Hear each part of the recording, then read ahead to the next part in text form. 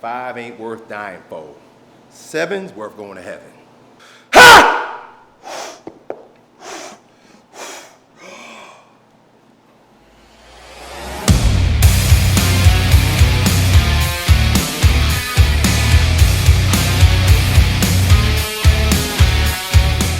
What's up, YouTube? We're back with a new workout today. I'm supposed to pull a heavy deadlift. Max effort on my deadlifts, but we'll have to see. I'm a little tired, a little worn out. I've been up all night with this guy. Meet my new puppy, Remy's brother, Bruce. And yeah, so when you got a puppy like this, you got to get up like every 3 hours because they'll poop in their crate. And so I'm a little tired, still rubbing some mucus out of my eye. But yeah, I just want to introduce you guys to Bruce. He's a full sibling with Remy. He comes from the same mom and dad. And I also have some other cool stuff that I want to share with you guys. So we'll just chat a little bit before I warm up. I'm also waiting for Colleen. Today's workout is like designed for Colleen, meaning like I got a bunch of new stuff specifically because I wanted to train her on it. So we're definitely going to wait for her to do that workout. Let me show you what I'm talking about. Last night we spent almost 4 hours putting together this rogue donkey. It's called a donkey. I don't know why the hell they call it a donkey. Don't look like a donkey, but maybe it builds booties like donkey butts. You know how they say donkey? You got a donkey, like a badonkadonk. This is actually a hybrid between a glute ham raise. You can imagine, put your feet in here and you come up and down. We had been doing the Nordics for a while. This should make it a little bit easier. We'll see. Glute ham raises are tough. I don't even know, we'll see if Colleen can even do one. But then it's also a reverse hyper, so when you have your legs this way and your arms this way, you should put those straps under and you can bring the lower part of your body up. So it does both. And then you could also do a few other things. I'm gonna experiment with it on that. But this here will be something we play with. I also got some new farmer's bars. So we're gonna hit some heavy deadlifts. We're gonna hit some glute ham raises. We're gonna hit some farmer bar stuff.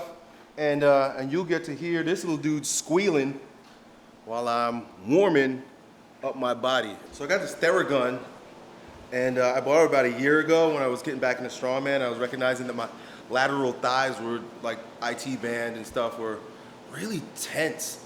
I guess I've got a little bit of a stability issue within my hips since injuring my Achilles tendon. And then on top of that, lately I've been walking weird. I've got like a strange gait because apparently I have a shard of glass in my right foot that I've been walking around with for the past 6 weeks. So I have to go get an MRI and probably gonna get surgery, but it's causing me to walk a little weird, even just slightly off. And so I'm putting an uneven load on this hip. This helps a whole lot. I don't know if anybody has any of these or something like this, but if you use this, you know what I'm talking about. Shit is good.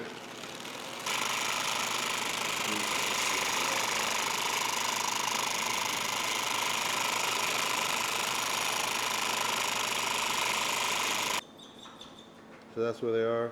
Where are the horses? That's where you're at camp. The kids are at a week-long horse camp where they're riding horses, learning how to take care of horses, petting hogs, doing all kinds of country stuff.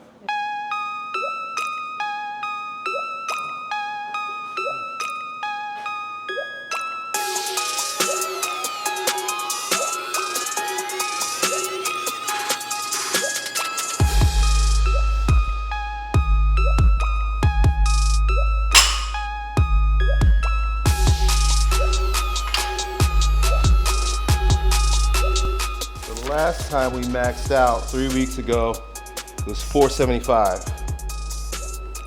See if I could even get there again today. If so, we go higher.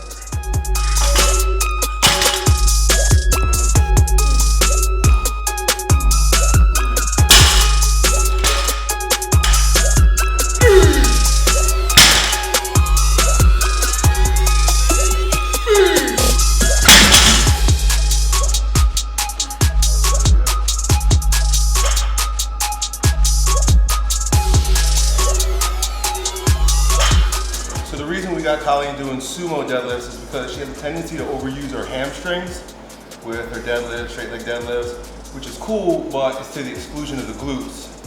And so with the external rotation, our hope here is to get her glutes more involved in the movement. And that's a big part of the reason why I bought the donkey. I think that's why they call it a donkey. So they'll put a donkey butt on you.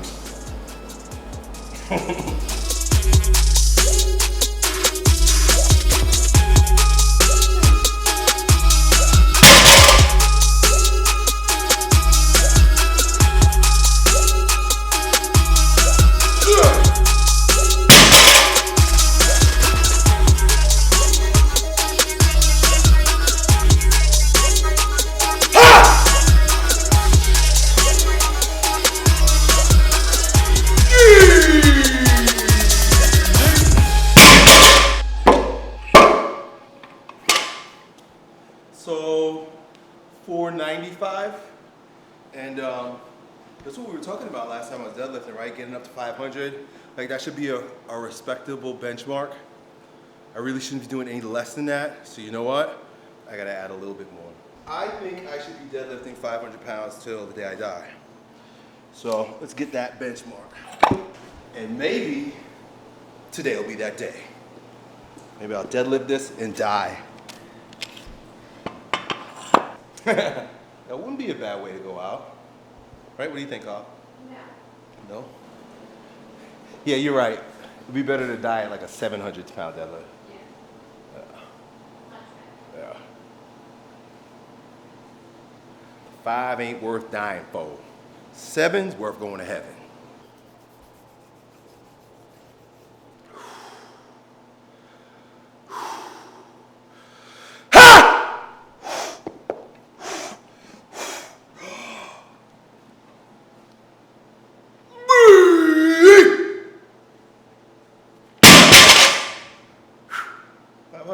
Did it.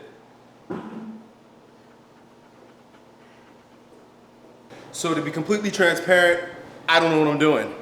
I'm not very good at glute ham raises. I've never used this as a glute ham raise before. And I might be doing it all wrong. I watched some YouTube videos and stuff. I'm gonna hop on there, do the best that I can. If I make it look halfway decent, then I'm qualified to show my girl how to do it. Right? She'll trust me. My waist should fold right here, from what I understand. It's been a very long time since I've done this. So I think I gotta come forward a little bit more. See how my waist, oh, it's not working. There. Whew.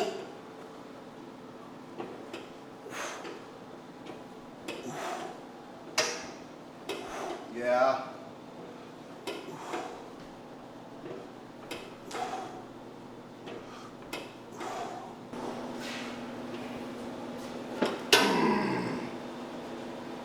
They should have little handles. They usually have little handles that you push yourself up after the last rep. I have to monster myself up. Oh my gosh.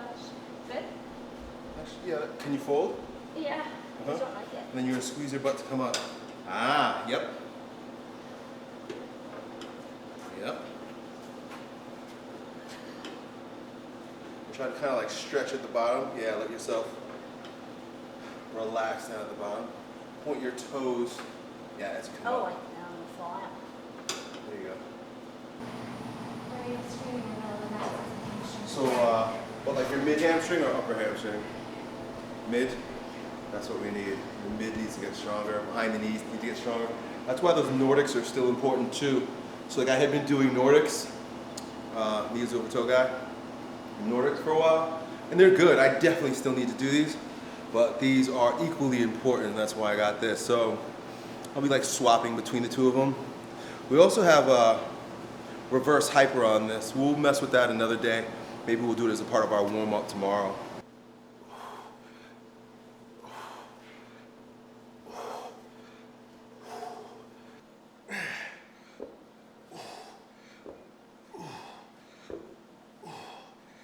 Yeah, it's a long trek.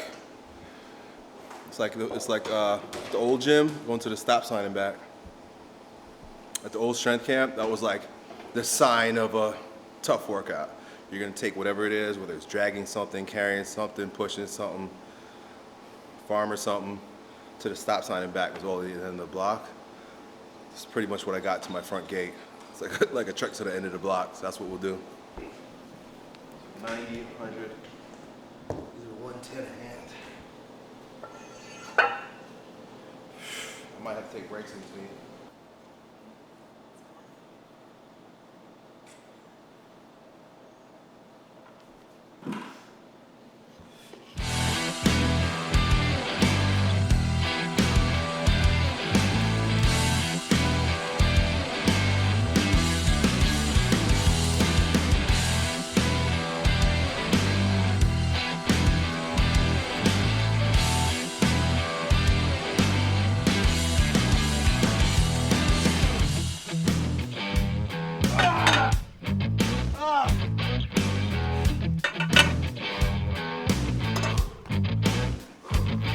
That sucks.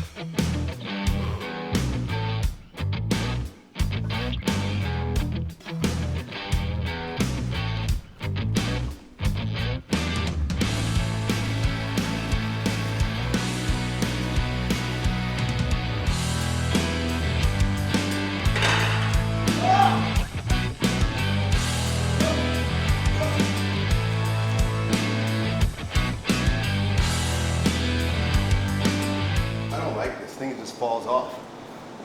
Yeah, it's a piece of shit. That's probably the worst part of this thing. That's my critique so far. This thing, like, just falls off. They should probably create something where it like slides into a groove. They legit have all this Velcro and then look, that little stupid Velcro there. Doesn't work.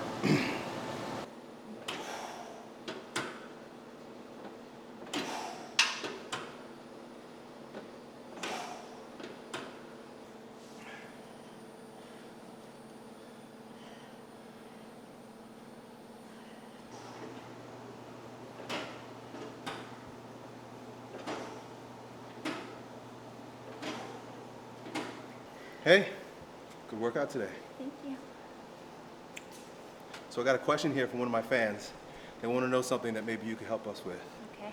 So the question is from Carter. He says, any advice about training with the wife? When I train with the wife, she takes me out of beast mode and I tend to be less focused. So what is your opinion on that? You got any advice for him? I'd say for your wife to let him be in his own space. Kind of just come into the space and allow him to kind of create the energy and be in that energy. And just be aware of the type of energy that he's in. Like sometimes you're playful and I'm more playful. Sometimes you're super serious and so I'm much more quiet and relaxed and subdued. But really just allowing him to control that so that it kind of sets the tone and then you just kind of follow along and do your own workout. Nice. Yeah. I couldn't have said it better myself.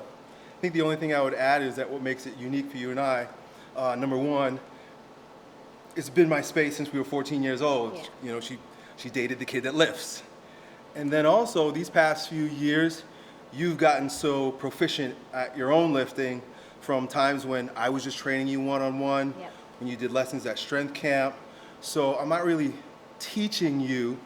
I'm giving you some cues sometimes and helping you along the way, programming, but my focus isn't all on you because you're self-sufficient in getting the workout done yourself. And that leaves enough space for me to get into my beast mode and to just know that she's okay over there. Yeah, if she's a new lifter, I definitely say keep your space when you're training her separate from the space that you're training yourself. If she's proficient, then you can kind of work out together, but keep it separate until she's proficient and able to work on her own. Nice. I love you. I love you. Done.